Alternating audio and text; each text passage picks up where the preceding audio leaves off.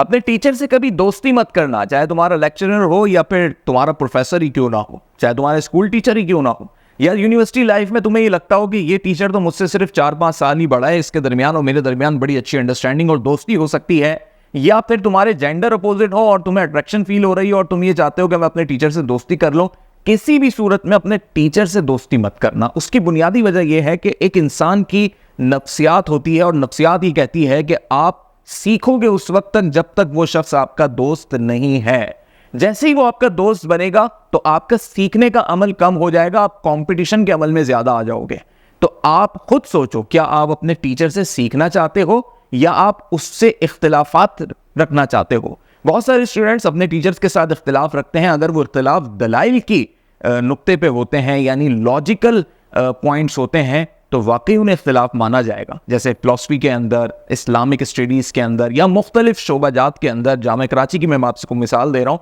Students अपने teachers के साथ इख्तिलाफ रखते हैं, लेकिन वो सारे जो इख्तिलाफात होते हैं वो इल्मी इख्तिलाफात होते हैं, दलाइल की बुनियाद पे होते हैं, लॉजिक्स की बुनियाद पे होते हैं। इसमें कहीं भी ये पहलू नहीं होता कि उनके दरमियान दोस्ती हो गई और दोस्ती की वजह से उनमें इख्तिलाफात पैदा हो गए। लेकिन जब आप टीचर से ये सोच के दोस्ती कर लोगे कि ये मुझे अच्छे नंबर दे देगा, मेरे असाइनमेंट्स निकाल देगा, मेरे क्विज निकाल देगा, किसी दिन मैं इसे बर्गर खिला दूंगा या मैं इसके लिए कोई अच्छी दावत कर दूंगा, तो दर हकीकत आप अपना काम निकाल लोगे, जो भी आप उसको एंटरटेन कर रहे हो वो भी कर दोगे,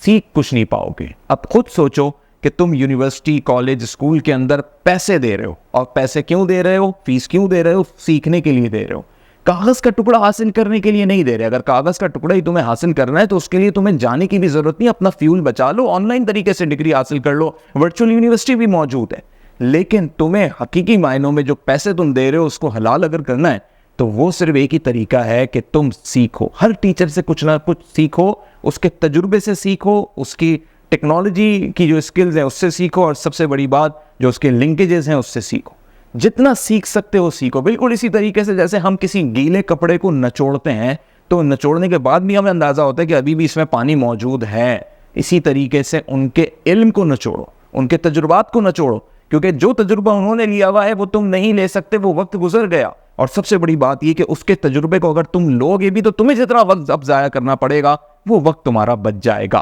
तो अपने टीचर से कभी दोस्ती मत करना, अदब का मामला रखना, सीखना, हमेशा सर और मैडम ही कहना, कभी भाई और बाजी पे मत आ जाना।